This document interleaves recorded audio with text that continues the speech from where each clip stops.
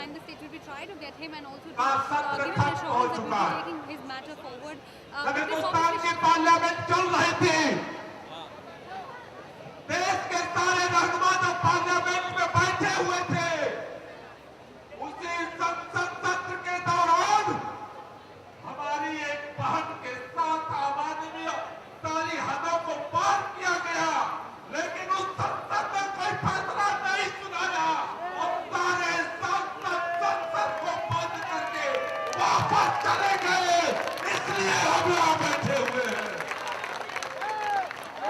लेकिन इस देश के अंदर पिछले 2 साल से जब आम आदमी कहता है कि देश को लूटा जा रहा है, हम जब कहते हैं कि सोनिया गांधी का दबाव देश को लूट रहा है, जब हम कहते हैं कि कानून मंत्री देश को लूट रहा है, जब हम कहते हैं कि इस देश के पैसे वाले देश को लूट रहे हैं, तो संसद में बैठे हुए लोग कहते हैं प्रमाण क्या है? प्रमाण तो लेकर के आओ, प्रमाण तो लेकर के आओ, तब कार्रवाई होगी। अरे सरेआम इस देश के दरिद्रों ने हमारी एक बहन की इज्जत को लूटा, उसको मौत के मुहाने पर पहुंचाया। इससे बड़ा प्रमाण सरकार को और पुलिस को क्या चाहिए, हम पूछना चाहते हैं। इसलिए हम यहाँ बैठे हैं। लेकिन दोस्तों, जैसा मनीष भाई ने कहा, हमारी मांग है, आज की आम आदमी की संसद की मांग है कि अगर तुम्हारे अंदर थोड़ी सी भी जुर्रत है, तुम्हारे अंदर थोड़ी भी मानवीयता है, तो देश के अंदर विशेष सत्र बुलाओ, संसद का विशेष सत्र बुलाओ। कितने लोग आप चाहते हो संसद का विशेष सत्र बने? आप सारे हाथ उठा करके बताओ।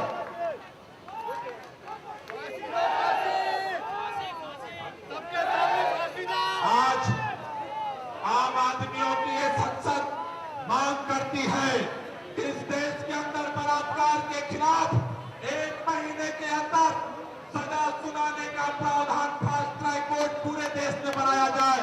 केवल मुद्दा हमारी एक बहन का नहीं है, पूरे हिंदुस्तान का है। जब से मीटिंग चल रही है, आपने दर्जनों बहनों की कहानी को सुना है।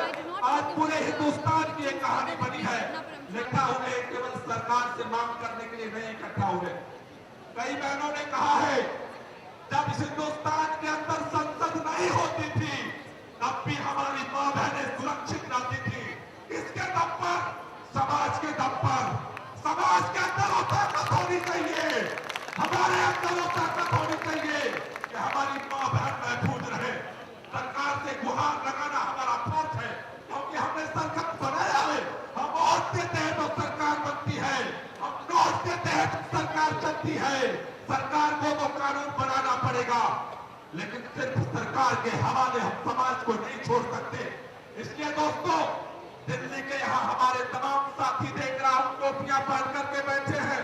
हम आज से सरकार इस मसले को अंतिम फैसले तक नहीं ले जाना चाहती, लेकिन हम सारे आप साथियों से कहना चाहता हूं, आम आदमी से अपील करना चाहता हूं, नौजवानों से कहना चाहता हूं, कमर कस के खड़ा हो जाओ।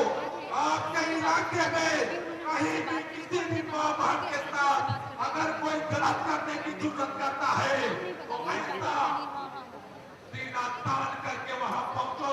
हाथ में तिरंगा, सर पर टोपी, या हर बात की सुरक्षा का कवच बनना चाहिए। आज के बाद इसकी शुरुआत करते हैं।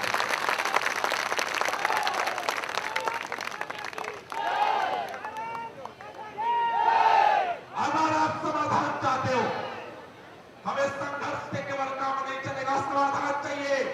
समाधान अगर चाहिए तो सिस्टम को भी बदलना पड़ेगा और समाज को भी बदलना पड़ेगा। केवल सिस्टम बदलने से काम नहीं चलेगा, केवल समाज बदलने से काम नहीं चलेगा। और हमारा यही संकल्प है, हम सड़क से संसद तक लड़ेंगे, सिस्टम को भी बदलेंगे और समाज को भी बदलेंगे, तब यह समाधान मिलने वाला। दोस्तों, मैं एक नंबर आप लोगों को लिखा रहा हूं, एक नंबर आप सब लोग नोट करो। जितने युवा बहने, जितने यहाँ साथी हैं, सारे एक नंबर नोट करो। ये नंबर आज के बाद हर उस मां बहन के लिए हेल्पलाइन है जिसके साथ कभी भी कोई भी दरिंदा अगर हाथ उठाए, आंख झुका मिलाए, अगर कोई भी दोस्त दुर्व्यवहार करने की कोशिश करे तो इस नंबर पर आप फोन करना। और आम आदमी के सिपाही आप जहां पर भी होंगे, जिस हालत में होंगे, अगर आपका भाई भी साथ नहीं देता, आपकी मां भी साथ नहीं देती, आपका रिश्तेदार भी साथ नहीं देता, पुलिस भी साथ नहीं देती, आम आदमी के सिपाही के कार्यकर्ता आपकी इस लड़ाई में, हर पल लड़ाई में साथ देने के लिए खड़ा होंगे।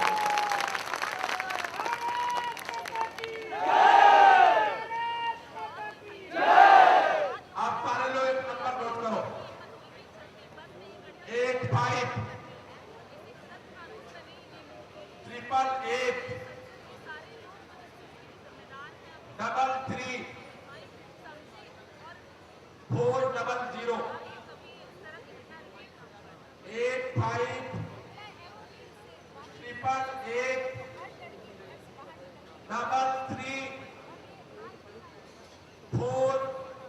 400। जिन जिन लोगों ने सर पे ये टोपी लगाई है आम आदमी की, इस नंबर पे कहीं भी इस पूरे गली में पहुंचा दो, घर में पहुंचा दो, कॉलेज में पहुंचा दो, हर बहन के पास पहुंचा दो। जब भी उसके साथ कुछ होगा, इस टोपी के साथ उसके साथ हम खड़ा होंगे, सड़क पर खड़े होंगे, थाने में खड़े होंगे, कचहरी में खड़े होंगे।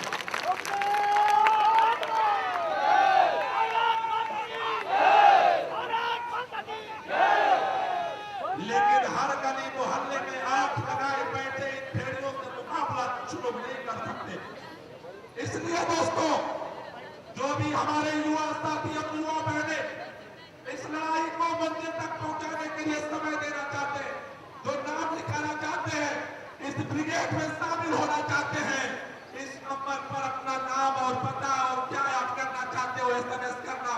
इस दिल्ली को हम चाहते हैं बलात्कारियों से मुक्त करा करके छोड़ेंगे, यह हमारा संकल्प है। आज के बाद से इस नंबर को घर घर पहुंचाओ और ऐसा ही हेल्पलाइन पूरे देश में हम पैदा करेंगे। सरकार से हम कानून बनाएंगे, लेकिन समाज को खड़ा होकर के हम देश की बचाएंगे और अपनी मां बहन की इज्जत भी बचाएंगे। हम करेंगे ये काम।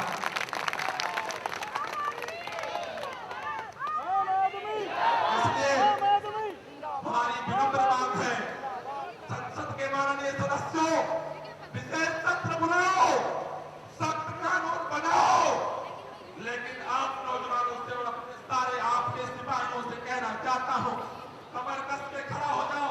क्रांति की बेला है, केवल राजनीतिक क्रांति नहीं होगी, केवल आर्थिक क्रांति नहीं होगी, हम नया हिंदुस्तान बनाएंगे, नया इंसान बनाएंगे, ऐसा समाज बनाएंगे कि हमारी मां बहन हमारे साथ बराबरी से खड़ा हो सके।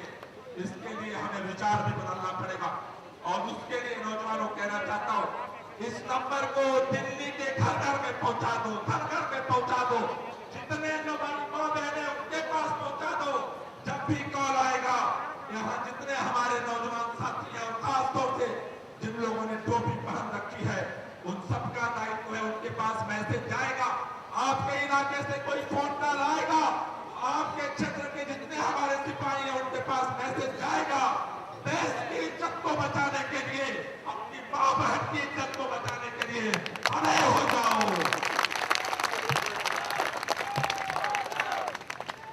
बस अभी आज हम लोग निवेदन करेंगे, जैसा मनीष भाई ने कहा, सभा के बाद इंडिया गेट तक जाएंगे। सरकार से हम निवेदन कर रहे हैं, सारे सांसदों से निवेदन कर रहे हैं, विशेष सत्र बुलाओ। अगर फिर भी ऐसा हम लोगों ने कहा है पहले भी कि अगर इस केस का फास्ट ट्रैक कोर्ट दिल्ली में 4 बना है, लेकिन देश की सारी मां बहनों का हिसाब किताब 4 कोर्ट में नहीं हो सकता।